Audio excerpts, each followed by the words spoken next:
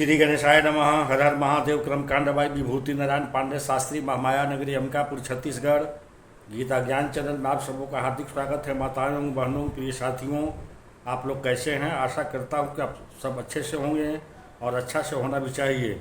तो आज मैं भगवान श्री गणेश और माता सरस्वती के चरण कमलों का वंदना करता हुआ अपनी कक्षा को प्रारंभ करता हूँ। तो प्रिय साथियों, आज हमारी कक्षा का जो विषय है वह है कुंभ राशि।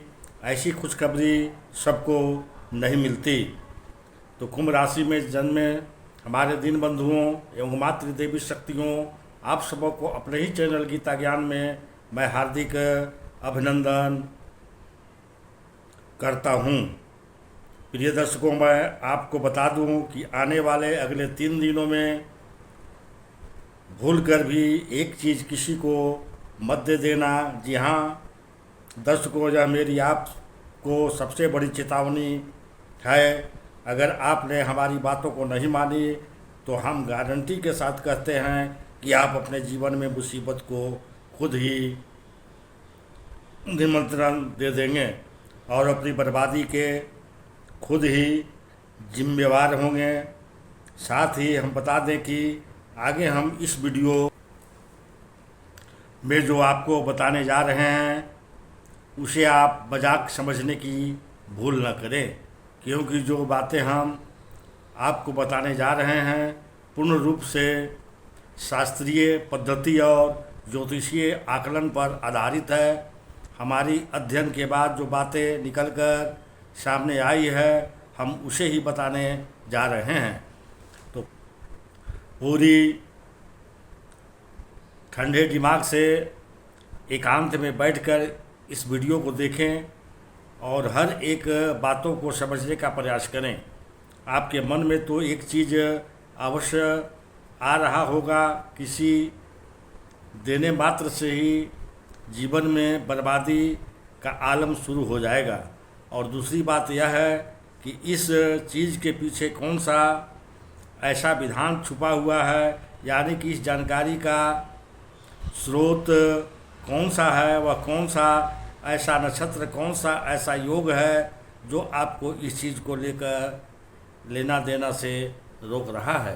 दोस्तों, आप चिंता न करें, हम इस वीडियो को पूरे विस्तार से बताने जा रहे हैं और जब यह वीडियो समाप्त होगा तो हम गारंटी देते हैं आप निश्चित तौर पर संतुष्ट होंगे। आपको पता लग जाएगा कि आपके अपना समय खराब नहीं किया है। अब आप जीवन को पूर्ण रूप से बदलने में सक्षम हैं।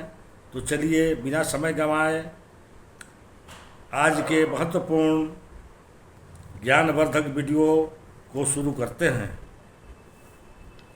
प्रिय दर्शकों, हम बताएं कि किसी एक कार्य को करने से जीवन में बर्बादी आती है और जब कोई योग बनता है तो बौद्धिक क्षमता भी बदल जाती है। तो यह मानकर चलिए कि आपको किसी ने किसी चीज़ की लेन देन के लिए रोका जा रहा है और आपको ग्रहों के चाल यह कह रहे हैं अगर यह चीज़ आपसे दूर जाएगी तो आपके जीवन में बर्बादी आएगी। तो निश्चित तौर पर आप यकीन मानिए कि फिश ऐसे योग की भी कमी जो आपके उस चीज़ के लेन देन है, उस चीज़ के लेन देन के लिए मजबूर करेंगे। ऐसी परिस्थितियों का निर्माण होगा कि आपको मजबूरी में उसका लेन देन करना होगा। इसी को कहते हैं परीक्षा की घड़ियाँ। अब जो इंसान इसे समझता है, इनकी गंभीरता को जानता है, वह तो संभल कर चलता है और अपने ऊपर नियंत्रण रखता है। और जो नहीं समझता है वो भूल कर जाता है, उसका मेहनत का उचित फल मिलना बंद हो जाता है। इसी को बुरे दिनों में की शुरुआत भी कह देते हैं।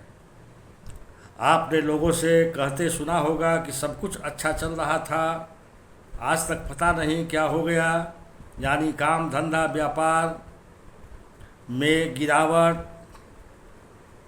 आना चलती गई और ये सब चीज़ें आपके आर्थिक स्थिति से ही जुड़ा हुआ होता है। यकीन मानिए, चाहे घर की सुख चैन हो, दुनियादारी के रिश्ते नाते हों, सब कहीं ना कहीं मूल में जाके आपके अर्थ, आपके धन, ये सब आपसे ही जुड़े हुए हैं। आपको समझने की ज़रूरत है, जो ग्रह आपको अच्छे फल दे रहा है, हो सकता है कि 2 दिन बाद उसी ग्रह के आपके ऊपर प्रभाव न पड़े और कोई नकारात्मक ग्रह आपके राशि में कुछ इस प्रकार गोचर करने लगे कि आपको नकारात्मक परिणाम होने लगे। तो अब हर एक ग्रह का अपना एक विशेष प्रभाव होता है। यदि आप समझते हैं यह परिवर्तन किस तरह चल रहा है, गोचर किस प्रकार हो रहा है, तो आप उसके अनुसार जीवन में छोटे छोटे बदलाव करते जाएंगे, कुछ उपाय करते जाएंगे, तो आपको नकारात्मक क्रूर ग्रहों का प्रभाव नहीं पड़ेगा। आपके जीवन में बाधाएं बहुत कम आएंगे, जीवन सुचारू रूप से चलता रहेगा। ऐसे में कुछ लोग यह कहेंगे कि हम ये सब फालतू के बातों को नहीं मानते, हम तो अपने आप में रहते हैं और हमें जीवन में पता है क्या करना है क्या नहीं करना है। साथियों, ये बड़ी वही लोग होते हैं जिन्होंने घर में बारे में पता होता है और ना ही ईश्वर के बारे में पता है और ना ही ज्योतिष शास्त्र के बारे में। तो आप विचार करके देखिए कि पुराने ज़माने में राजा महाराजा अपने पास ज्योतिष चार्ज और प्रकांड विद्वान को क्यों रखा करते थे, पंडितों को क्यों रखा करते थे? क्योंकि वे अपने जीवन में तरक्की करना चाहते थे। आपके राजपाट को हमेशा बनाकर रखना चाहते थे। जो राजा ऋषि मुनियों, आचार्य पंडितों को अनादर करते थे तो वो मिट्टी में मिल जाया करते थे, यह मैं कहना चाहता हूँ।